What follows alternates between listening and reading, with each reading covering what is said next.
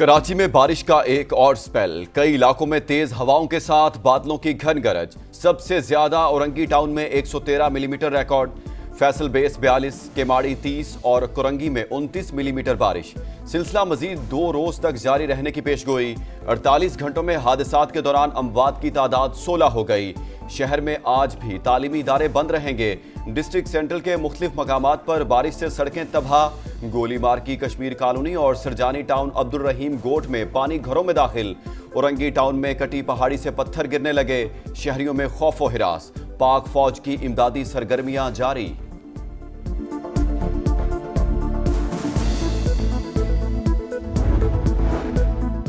कराची में बारिश के बाद बिजली का तवील ब्रेकडाउन। शहर का बेशतर हिस्सा 36 घंटों से बिजली से महरूम। नॉर्थ नाज़माबाद ब्लॉक के Gulistan Jauhar block 9, Safoora Goth scheme 33, Korangi Awami colony समेत दीगर इलाकों में भी बिजली गायब। पानी का बहरान भी सर उठाने लगा। सीईओ के इलेक्ट्रिक का 94% से ज्यादा इलाकों में बिजली बहाल करने का दावा। कहा मंगल को 2020 के बाद सबसे ज्यादा बारिश हुई। फील्ड स्टाफ को आमदरफ में शदीद मुश्किलात का सामना रहा। शाह फैसल कॉलोनी में करंट लगने से 2 सगे भाइयों की हलाकत का मुकदमा दर्ज। सीईओ के इलेक्ट्रिक समेत मुतादिद अफराद नामजद।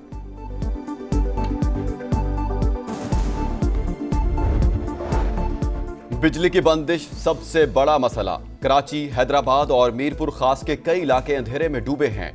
एमडी के इलेक्ट्रिक को तलब करके पूछूंगा कि बिजली क्यों नहीं।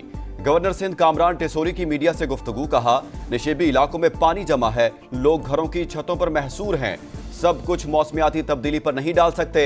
भारत को हरा सकते हैं तो शजरकारी क्यों नहीं कर सकते। मेयर कराची को भरपूर ताउन का यकीन दिलाते हैं। जमात इस्लामी अपने टाउन्स में कैंप लगाएं। पीटीआई वालों से कहता हूं कुछ खौफे खुदा करें, पहले ही आपने बड़ा नुकसान कर दिया है। आतिशबाजी पर आवाम के टैक्स का 1 रुपया नहीं लगाया। हर वक्त मनफी नहीं सोचना चाहिए।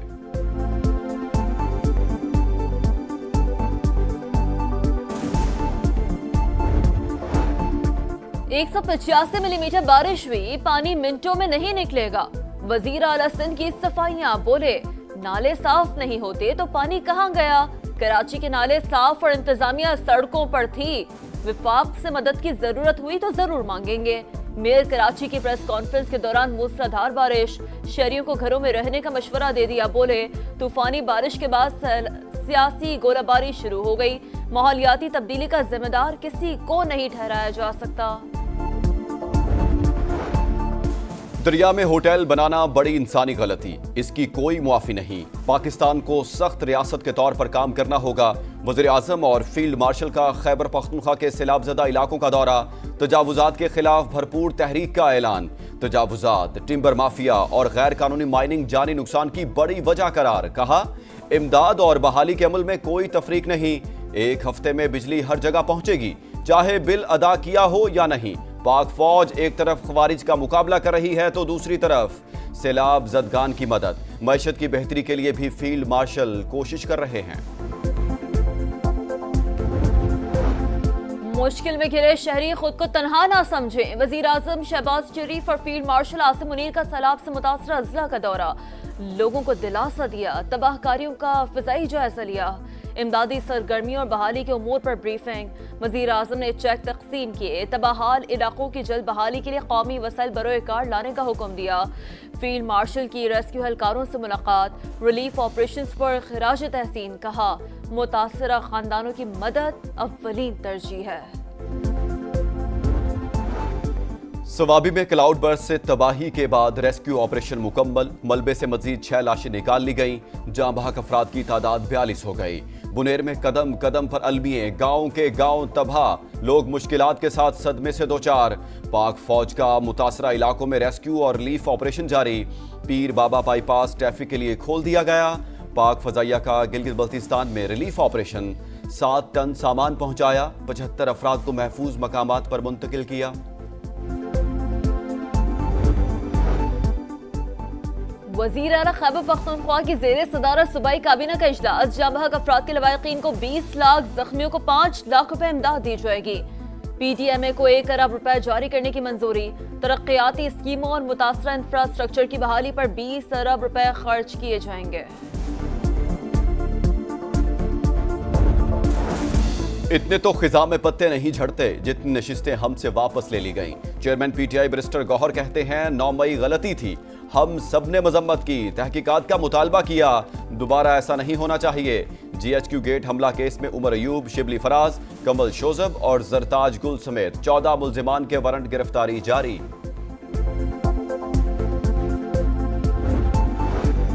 پی ٹی آئی سیاسی کمیٹی کا اجلاس، اپوزیشن لیڈر کی نامزدگی کے بارے میں مشاورت، ارکان کی اکثریت کی جانب سے ضمنی الیکشن میں حصہ لینے کی حمایت، نااہل امیدواروں کے قریبی رشتہ داروں کو ٹکٹس دیے جائیں گے۔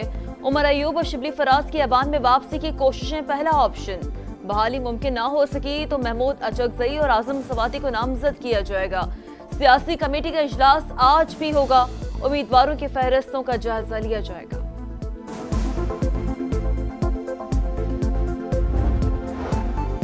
لاہور بورڈ میں 9ویں جماعت کا مایوس کن رزلٹ، ڈویژن کے 55% طلبہ فیل، مجموعی طور پر 65% لڑکے اور 47% طالبات ناکام ہو گئیں۔ سرکاری اسکولوں کے 60% طلبہ امتحان پاس نہ کر سکے۔ وزیر تعلیم رانا سکندر کے مطابق بوٹی مافیا کے خاتمے سے حقیقی نتائج سامنے آ رہے ہیں۔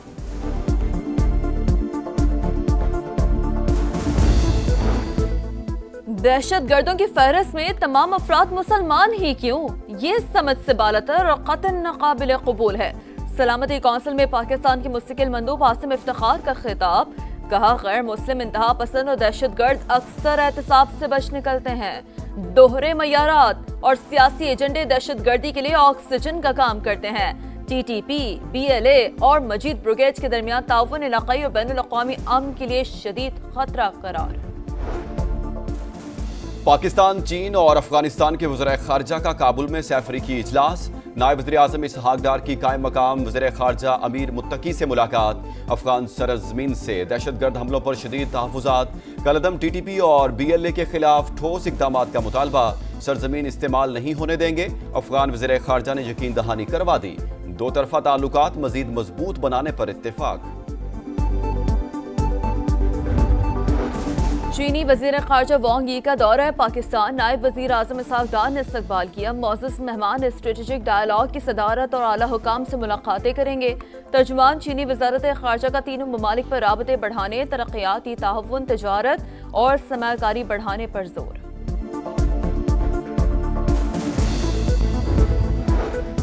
غزہ سٹی پر قبضے کا ناپاک منصوبہ، اسرائیلی فوج کے حملوں میں شدت آ گئی، رات بھر کئی علاقے دھماکوں سے گونجتے رہے، 24 گھنٹوں میں 81 شہادتیں، امداد کے منتظر 30 افراد بھی شامل۔ ترجمان اسرائیلی فوج کے مطابق حماس کے خلاف مزید گہرائی تک حملے کیے جائیں گے، اقوام متحدہ کا اظہار تشویش، نئی اسرائیلی بستیوں کی بھی مخالفت۔ عالمی شہرت یافتہ امریکی جج فرینک کیپریو 88 سال کی عمر میں انتقال کر گئے۔ وہ طویل عرصے سے کینسر کے عارضے میں مبتلا تھے۔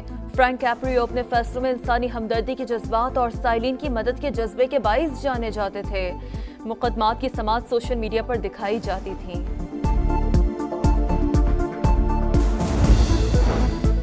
نیا چیلنج، نئی منزل، شاہین دوہری آزمائش کے لیے یو اے ای پہنچ گئے۔ 3 ملکی ٹورنامنٹ اور ایشیا کپ کے لیے آج سے تیاریاں شروع۔ گرین شرٹس ٹرائنگولر سیریز کا پہلا میچ 29 اگست کو افغانستان سے کھیلیں گے۔ ایشیا کپ میں پاکستان کا پہلا میچ 12 ستمبر کو عمان سے ہوگا۔ اور 100 سال تجھے ہونے کو ہیں، اب منزل تجھ سے دور نہیں، ہر شعبہ زندگی میں آگے بڑھنے کا ویژن۔ وزارت ترقی و منصوبہ بندی نے اڑان پاکستان کا آفیشیل ترانہ جاری کر دیا۔ احسن اقبال نے ترانہ سوشل میڈیا ایپ ایکس پر بھی اپلوڈ کر دیا۔